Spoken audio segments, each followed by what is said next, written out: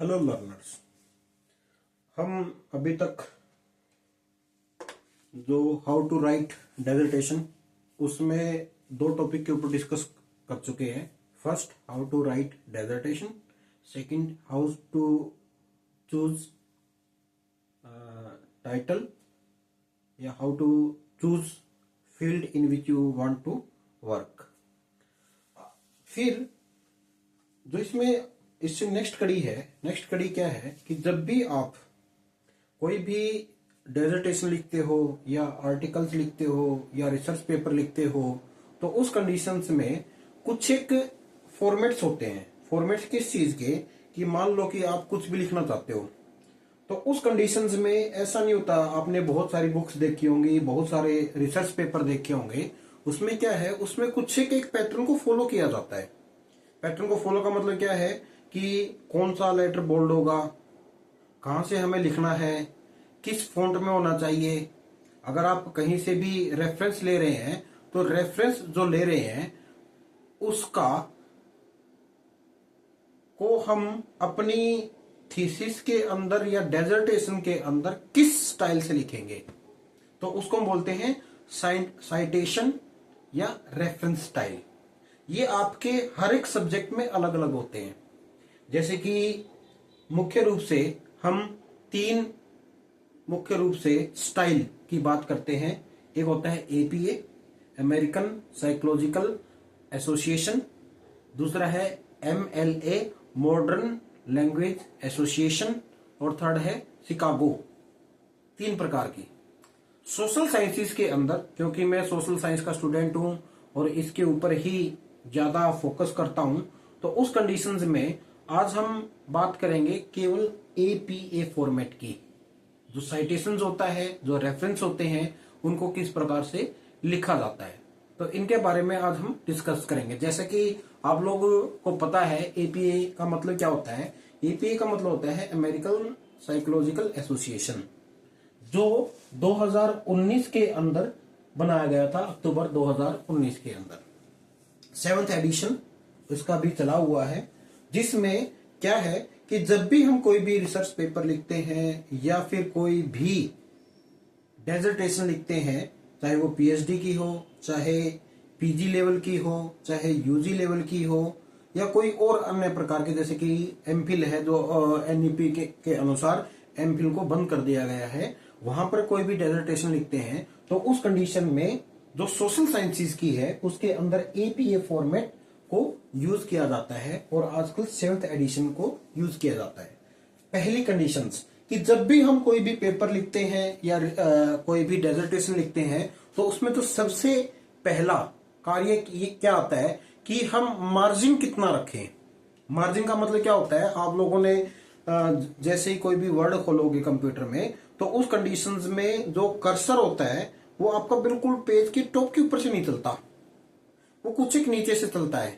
दूसरा, अगर आप पेज के राइट साइड में आओगे तो उस कंडीशन में बिल्कुल कॉर्नर से नहीं चलता, उसमें कुछ एक स्पेसिंग होती है, उसको बोलते हैं लाइन स्पेस मार्जिन। और मार्जिन क्या होता है, यहां पर जो एपी स्टाइल होता है वहां पर जो मार्जिन होता है वह आपका 1 इंच का होता है, चारों तरफ, ऊपर नीचे दाएं बाएं, मतलब 2.54 सेंटीमीटर का चारों तरफ एक हाशिया लगा हुआ होता है। उदाहरण के लिए, जब आप पेपर लिखते हो तो पेपर लिखते हुए एक तरफ तो आपकी लाइनिंग लगी हुई मिलती है आजकल, मगर पहले क्या होता था, कोई भी लाइन नहीं मिलती थी। तो उस कंडीशन में क्या होता था, हम एक स्केल के माध्यम से एक हाशिया लगाते थे।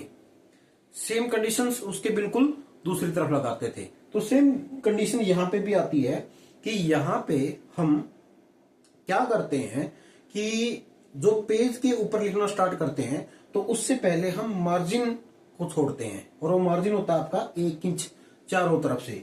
Second, line spacing. Line spacing का मतलब क्या होता है कि एक लाइन से दूसरी लाइन के बीच में स्पेसिंग कितना हो। आप जब वर्ड के अंदर जाओगे तो वहां पे एक ऑप्शन होता है लाइन स्पेसिंग 1, 1.15, 1.52। तो यहाँ पे जो एपीए फॉर्मेट में है double space through out the entire page, तो पूरा का पूरा पेज होता है उसके अंदर डबल स्पेस होना चाहिए। जब आप लिखोगे डबल स्पेस होगा तभी वो एपीए फॉर्मेट में माना जाएगा। उसके बाद बात आती है फॉन्ट। आप कौन सा फॉन्ट यूज करोगे?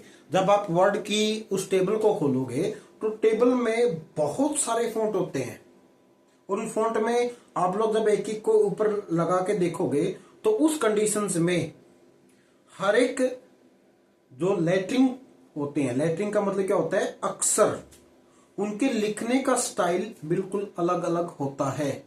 कैसे होता है कि आप अगर एरियल में लिखोगे तो अलग तरह से दिखाई देगा, इटैलिक अलग प्रकार से होगा, आप उसको अगर और कोई है, मंगला है, उसमें और तरह से दिखाई देगा, न्यूरोम्स है उसके अंदर अलग प्रकार से दिखाई देगा।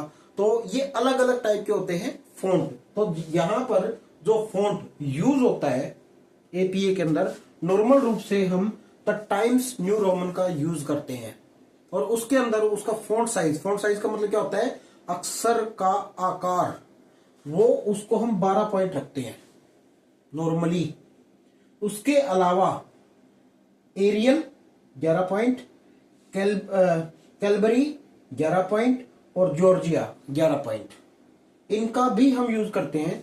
परंतु जब आप कोई भी डेजर्टेशन लिखते हो या पेपर लिखते हो तो उस कंडीशन में आपको एडवाइजेबल यही है कि आप लोग मुख्य रूप से फॉन्ट में टाइम्स न्यू रोमन और 12 का प्रयोग करें, जिसमें डबल स्पेसिंग हर लाइन के बाद होनी चाहिए, तभी वो आपका एपीए फॉर्मेट माना जाएगा। उसके बाद जो नेक्स्ट आता है कि हम ये सारी चीजें करते हैं, उसके बाद क्या होता है कि जब भी आप कोई भी चीज लिखते हो तो उस कंडीशंस में आप किसी की कोटेशंस लिखते हो, या फिर क्या हो सकता है कि आपने किसी के बुक की लाइन उठा ली, उसको रख दिया, और आपने उसको क्रेडिट देना है। क्रेडिट का मतलब क्या होता है कि एक शब्द होता है प्लेगरिज्म। प्लेगरिज्म का मतलब क्या होता है कि जब भी आपकी रिपोर्ट या पेपर पब्लिश होने के लिए जाता है, रिपोर्ट चेक होने के लिए जाती है, तो उस कंडीशन में उसका प्लेगरिज्म चेक किया जाता है। अगर उसमें प्लेगरिज्म बहुत ज्यादा है तो उस कंडीशंस में उसको रिजेक्ट कर दिया जाता है। और उस प्लेगरिज्म को कम करने के लिए सबसे अच्छा तरीका क्या होता है? जब भी आप किसी कोटेशंस लेते हो तो उसको क्रेडिट दे दो। क्रेडिट का मतलब क्या है? अगर मेरा काम है तो मुझे उस कार्य का क्रेडिट दे दो कि जी हाँ, मैंने जो ये लाइन है या ये जो विचार है फलाना के वर्क से लिए गए हैं, उसको दे दिया। आपने बहुत बार ऐसा देखा होगा कि कोई भी पेपर पढ़ रहे हो या बुक पढ़ रहे हो, उसके बीच में बहुत सारे राइटर का नाम लिखा हुआ होता है, बुक्स का नाम लिखा हुआ होता है। कभी आपने ये सोचा होगा कि जी ये ऐसा क्यों लिखा हुआ होता है? तो उसके नीचे क्या होता है? उस पेज के नीचे जैसे कि एक हेडर होता है, एक फुटर होता है, फुटर के ऊपर जो भी होता है, चाहे वो 1 लिखा हो या 2 लिखा हो या 3 लिखा हो, तो उस कंडीशंस में उसके जो भी लिखा हुआ है उसका रेफरेंस दिया होता है। तो जो बीच में आप किसी भी राइटर का, ऑथर का नाम देखते हो, उसको बोलते हैं साइटेशन।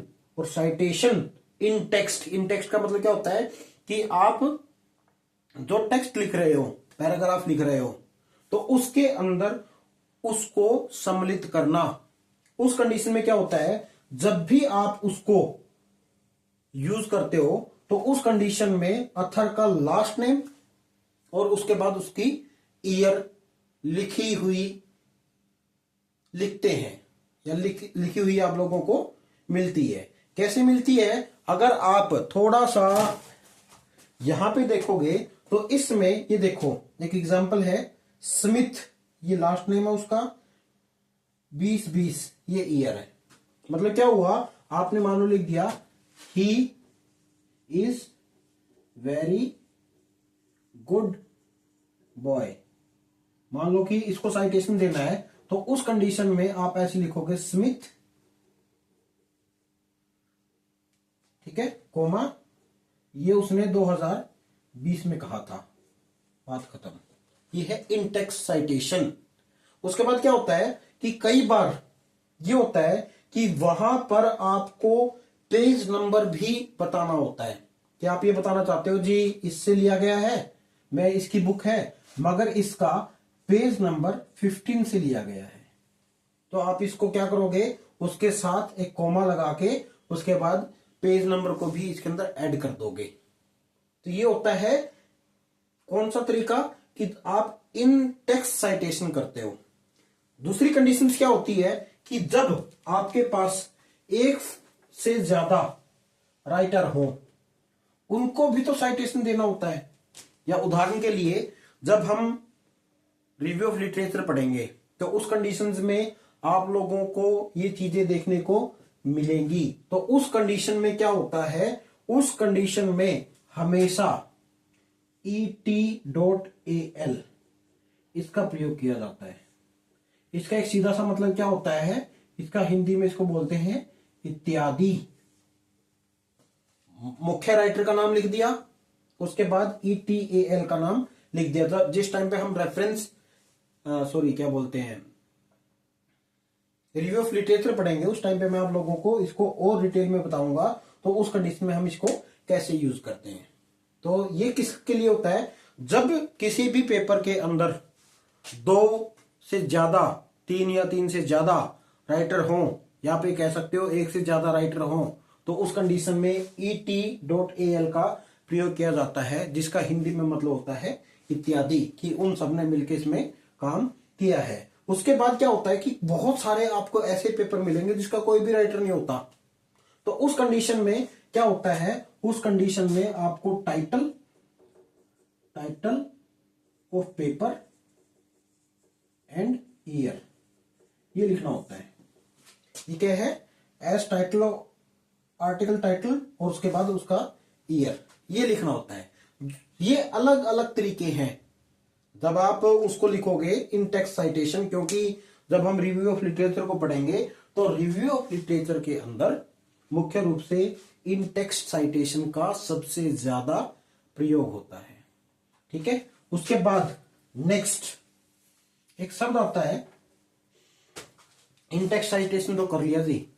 उसके बाद हमें कुछ एक रेफरेंसेस या बिब्लियोग्राफी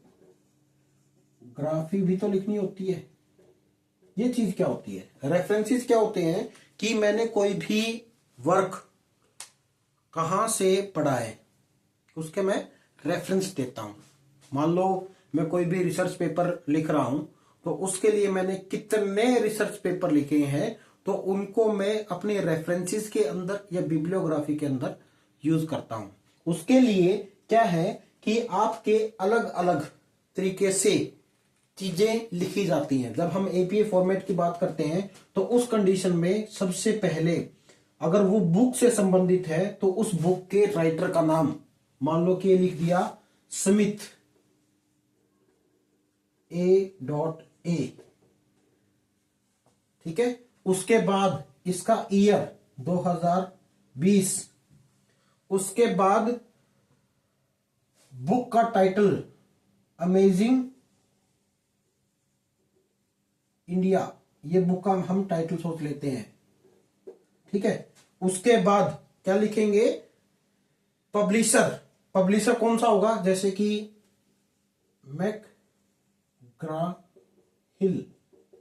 न्यू दिल्ली। ये है, मतलब क्या है, बुक, अथर का नाम हो गया, साल, टाइटल ऑफ द बुक और पब्लिशर उसका कौन सा है। तो ये सारी चीजें आप लोग एपीए के अंदर जब आपको कोई भी बुक का देना हो तो उस कंडीशंस में आप लोग ये लिखते हो। सेकंड कंडीशन, हर एक चीज बुक से तो नहीं की जा सकती। उसके लिए मैंने आप लोगों को एक चीज और बताई है कि जब भी आप रिसर्च करोगे तो उस कंडीशन में कोशिश ये करना कि जो लास्ट के 5 साल हैं, मान लो आप 2026 में रिसर्च कर रहे हो, तो कोशिश ये करो 2020 से लेके 2025 के बीच के जितने भी रिसर्च वर्क हैं उनकी स्टडी करो। तो इतनी देर में कोई बुक तो पब्लिश हो नहीं सकती। तो उस कंडीशन में क्या होगा, कोई भी जर्नल्स, आर्टिकल्स, पेपर को पब्लिश होते हैं। तो उस कंडीशन में पहला क्या होता है, author, year, title of the article, volume, issue और पेजेस। ये कैसे, फर्स्ट क्या है, ऑथर। मान लो कि ये आपका आ गया स्मिथ A 2020 ऑथर। उसके बाद सेकंड क्या है, title of the article, title of the article the sunrise, हम ये मान लेते हैं कि ये इसका टाइटल है। उसके बाद कोमा, उसके बाद वॉल्यूम, ये आपको हर एक पेपर में लिखी मिलेगी, थर्ड। उसके बाद वॉल्यूम के बाद इशू 15, ठीक है, वॉल्यूम थर्ड इशू 15। उसके बाद क्या मिलेगा आप लोगों को, पेजेस, पेजेस क्या होंगे, मान लो कि वो आपका 25वें पेज पे है तो आपने लिख दिया 25। ये आपका क्या हो गया, रेफरेंसेस हो गया। बिब्लियोग्राफी के अंदर आप लोग ऐसे लिखोगे। सेम कंडीशंस में अगर वो किसी भी वेबसाइट के अंदर है, author, year, month, days, title of the page, site name और उसके बाद यूआरएल, इसकी आप लोग खुद प्रैक्टिस करना। और इसका दूसरा तरीका क्या होता है कि मान लो आप लोग किसी भी साइट के ऊपर इसकी खोज कर रहे हो, तो उस कंडीशंस में आप लोग क्या करो, वहां पे एक शब्द आएगा CITE, साइट, ठीक है, वहां पे क्लिक करोगे तो एक ऐसे करके डायलॉग बॉक्स खुलेगा। डायलॉग बॉक्स में आप लोगों को APA फॉर्मेट, MLA, चिकागो ऐसे लिखा हुआ मिलेगा। जो भी आप अपने रिसर्च पेपर के अंदर या स्टडी के अंदर यूज कर रहे हो, तो उसको उठा के आप लोग कॉपी करके उसको पेस्ट कर लो, ठीक है, और वहां पर आप ये देखो कि क्या इन चीजों के ऊपर वो लागू हो रहा है। तो ये एक छोटा सा डिस्क्रिप्शन है APA फॉर्मेट का। उम्मीद है आप लोगों को समझ में आ गया होगा और आप इसको अच्छी तरह से अपने रिसर्च पेपर के अंदर या डेजर्टेशन के अंदर यूज करोगे। अगर आपके माइंड में कोई भी क्वेश्चंस हैं इससे संबंधित तो आप कमेंट बॉक्स में पूछ सकते हो, आप लोगों को रिप्लाई मिलेगा। प्लीज यूट्यूब के कमेंट सेक्शन में ही क्वेश्चन पूछें।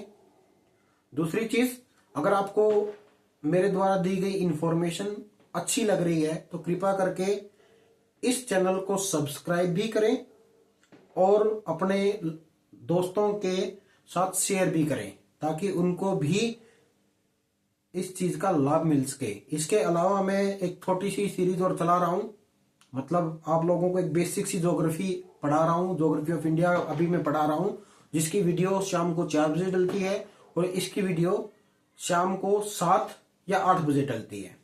इसका टाइम थोड़ा चेंज करेंगे, मतलब इसको लगभग 8 बजे के आसपास डालेंगे। फिर भी आप लोग ज्यादा से ज्यादा संख्या में इस चैनल को सब्सक्राइब करें और अपने दोस्तों के साथ शेयर करें। अगर आपको ये लगता है कि कुछ एक चेंजेस करने हैं या बेटरमेंट के लिए आप मेरे को सजेशंस भेज सकते हैं। Thank you.